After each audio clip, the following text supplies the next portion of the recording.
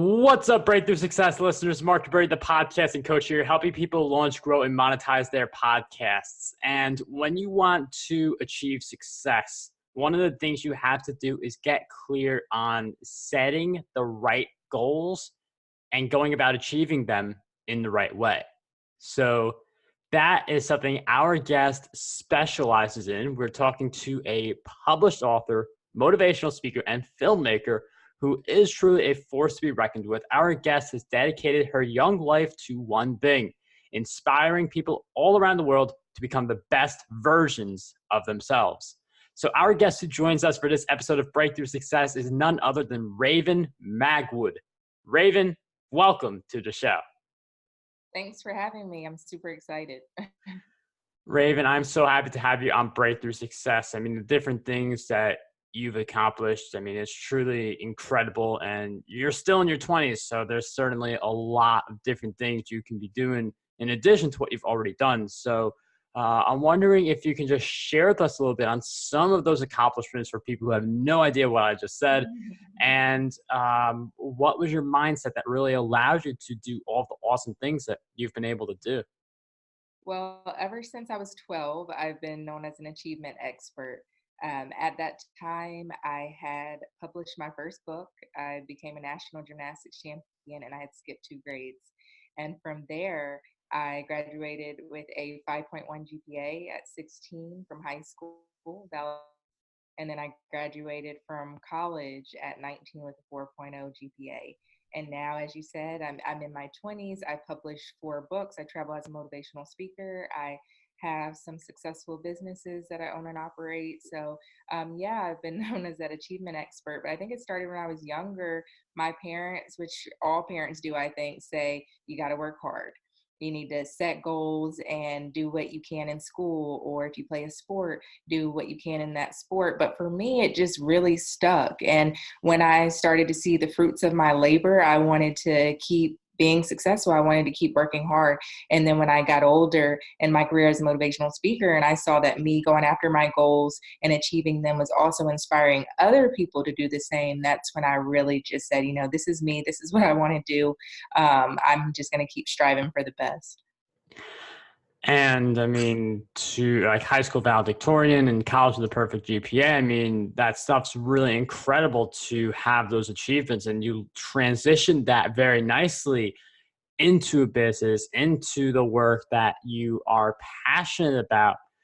And part of making those kinds of transitions is to set the right goals for yourselves. I mean, some people, they'll just set a very minimum goal. They'll set, if you're making like, let's say like 5,000 a month, there's some people who are going to say some equivalent of like, all right, let's go out there and make $5,000 in 1 cent this month, right? Really small goals like that. So how can we get really good at setting the right goals that, you're not going from $5,000 a month to like $1 million a second, but at the same time, they're challenging. Yes. Well, I think that there's steps in setting and achieving better goals. The first one is to understand that there is a method to setting goals. And I think you kind of touching on that a little bit. You have to set a long-term goal that's going to challenge you, that's going to wake you up in the morning and make you want to get up and start your day. But the key to having these lofty long-term goals is to break it up. And I think a lot of times we forget to break up our goals into shorter term goals. And so we set these huge goals and then we get kind of discouraged when we don't accomplish them the next day or the next week or even the next month. So we got to set these big goals, but then break them up. So what can I do today that my future self will thank me for? What can I do this week? What can I do this month? And then you'll see that you'll slowly but surely start to be achieving that long-term goal that you've set for yourself. So that's the first key, breaking it up into those short-term goals. And then, we've also got to drop the details. Because I think just even in my travels, talking to people, whether it's youth, women, men, and I ask them, okay, well, why haven't you been more specific about your goals? Why haven't you set any? And they think that when you set a goal, you have to be super, super, super specific. And you have to know exactly how you're going to get there, what you're going to do, what the future is going to look like. And let's just be honest, life happens, right?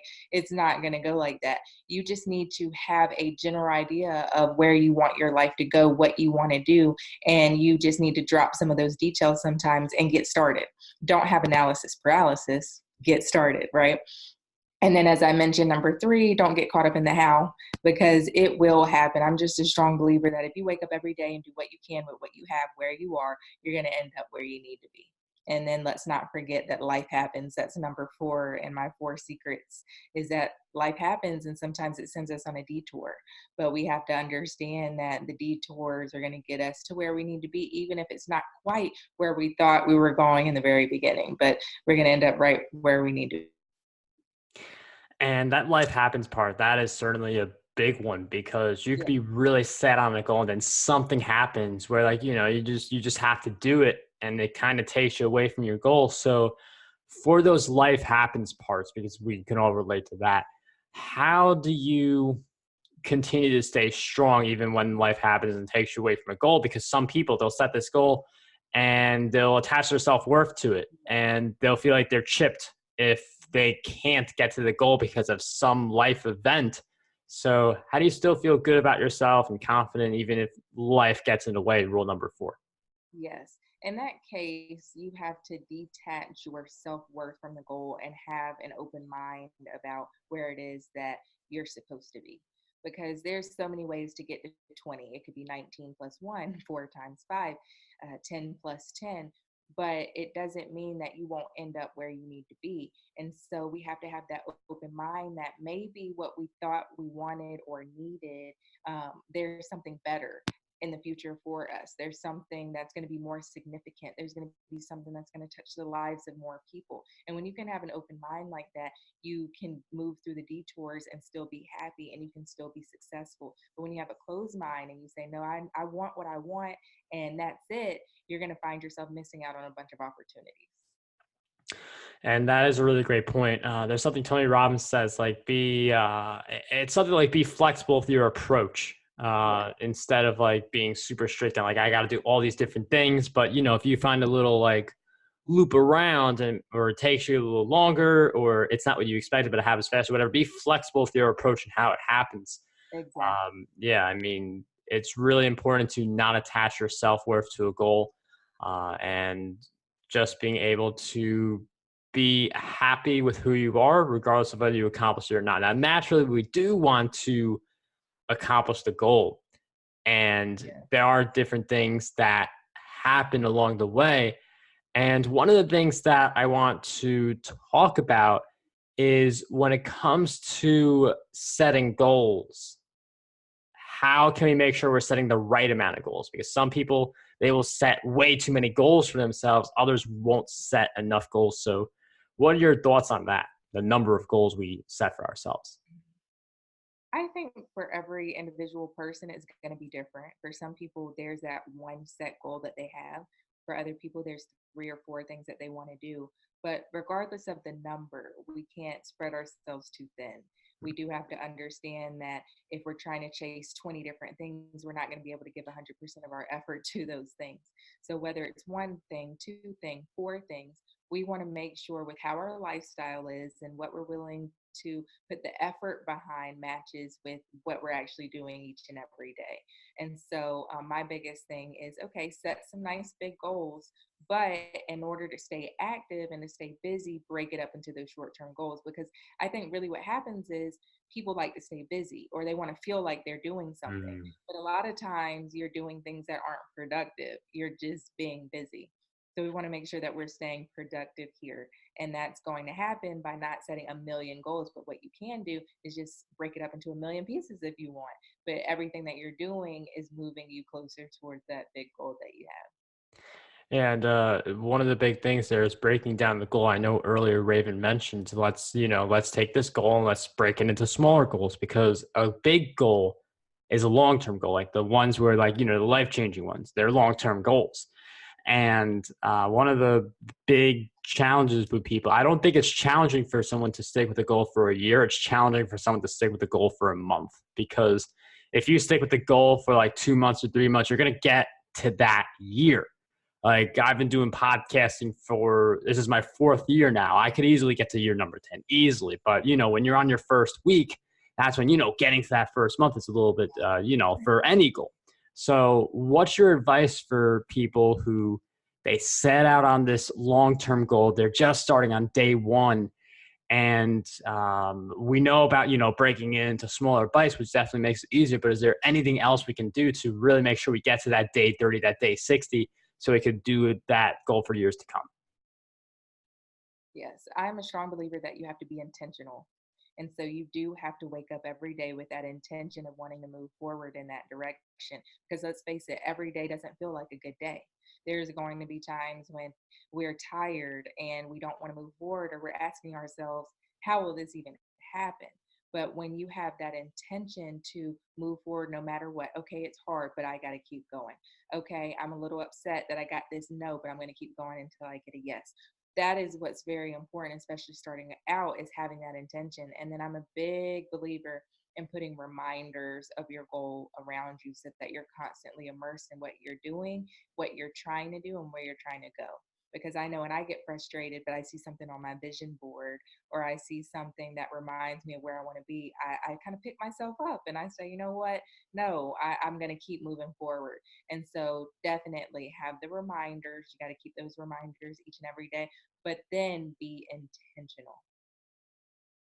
And I do love that mix of being intentional and also reminding yourself. One of the things I like to do is I like to use a service called Mix Tiles, which allows you to take like square images you post on your Instagram, and you can get those like, in a way you can hang them up all around your house. So I take some of the quotes I've posted on my Instagram and I hang them up, and that's a way to remind yourself of your goals. So like, if you like speak somewhere and you get a picture of that, and you want to be this like international renowned speaker, like take pictures of them and put them all over your room. Make your, I mean, vision boards are good, but like, make a whole wall of a Oh, vision board. right. That's awesome. And I actually did that back when I was younger, when I was living with my parents. I took a Sharpie and wrote quotes all over my bedroom walls. And I didn't ask them first; they were okay with it. But, it was just a reminder of the positivity that I wanted in my life and where I wanted to go. And so there were hundreds of quotes just all around my bedroom walls in a Sharpie, and they're still there to this day. But yeah, you just have to constantly remind yourself of the state of mind you want to be in and where you want Idea paint or no idea paint? to go. Yeah, it was no paints over there. It's flat white paint, black Sharpie, and that's it. It's gonna stay that way.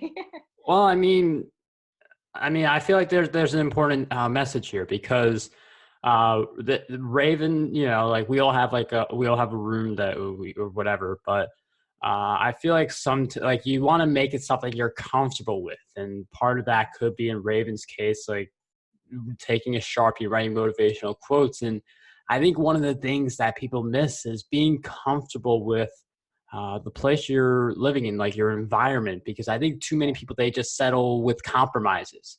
So like, if you, on my latest podcast, Ditch the Job, people had enough with the respective job they were in, and they were like, I'm done with compromises. I want to be my own person. I want to, like, start a business or something. So that's one of the things I want to share. Like, don't settle for compromises in the environment where you're going to spend a ton of time, like a big chunk of your life in that environment. So I definitely wanted to take this detour in the conversation, because I feel like that's a good message for listeners to get. Yes, no, it's very important just with your environment, but also with people. You want to have people around you who are going to uplift you and hold you accountable, and who believe in the beauty of your dreams. Because if you see yourself in an amazing place and you surround yourself with nothing but people who don't believe in you, don't believe in your dreams, constantly are putting you down, it changes your mindset, no matter how strong minded of a person that you are. So if you say that you see yourself in a certain way, get around people who also see you in that way and see themselves in that way. And it's extremely important. Yeah, I definitely agree. There's a lot of conversations where we do tap into the fact that you are the average of 5 people you spend most of your time with, Jim Rohn quote. And I mean, I do want to ask you because I feel like everyone's got a different way, but we're all sort of the same in this sense. But like, how do you find those types of people who elevate you, who have achieved the success you want to achieve, and how do you find those people and then build relationships with them? I'm a strong believer that when you know what you want, you also know what you don't want. And so I think the first step in that is to look at the people who are already around you and take inventory. Do these people hold me accountable? Are they positive? Do they believe in me? Do they believe in the beauty of me and my dreams? Do I believe in the beauty of them and their dreams? Start with that. Because I think even in the circle that you have around you, even if there's just one person, there's someone who is more like minded and in alignment with where you want to go and who you are as a person. And then if you know what you don't want, then you have to learn to love people at a distance, and you have to learn to say no, and you have to learn to say, you know what, still love you, but this is the direction that I'm going and this is what I'm trying to do. And maybe we're just not in alignment in that way. So it starts there. But then when you're trying to seek out mentors or you're trying to network, once again, be intentional. Go to different events and find people who kind of have that like-minded mindset, and know where they want to go, what they want to do, and just see who you connect with, and be intentional in that way with networking events and things of that nature. Yeah, and I love that idea of like keeping distance with love, but at a distance, because there are some people who I've interviewed or who have come to me and it's like, we know average of 5 people and stuff like that. But then like you look at family members and you're like, I really love, or really good friend, I really love this person, but they're not the person who's going to elevate me. They're not the person who's going to say good, encouraging things about my goals. So I feel like love at a distance is really going to resonate with some people who may be in that situation. So really like Exactly. that one. Yeah, and it doesn't mean that you have to completely cut someone off and never talk to them again, but you just have to, once again, love them at a distance. Love them at a distance. That's a really, really great one. Another really great thing you guys could do, go to ravenmagwood.com. Learn more about Raven there and see all of her work. So we will be including that in the show notes. Raven, is there any other places we can go to continue to follow your work? Yes, if you want to follow me just on a normal everyday basis, I'm very active on Instagram. So it's just at Raven Magwood, RAVENMAGWOOD, is my at. And I try to post stories, inspirational stories under my pictures. I try to do inspirational quotes and things that I'm going through and things I think will uplift my followers. So that's definitely a way to interact with me. And you can always send me message. I try to respond to as many people as I can. I get a lot, so forgive me if I don't immediately respond. I just try to give people positivity every day because sometimes that's all you need. Well, we'll definitely include those resources in the show notes for anyone who wants to learn more about Raven, follow her work. But I mean, once again, really great stuff in this episode. Thank you so much, Raven, for taking the time to come on Breakthrough Success. Oh, yeah. Thank you so much, Mark, for having me.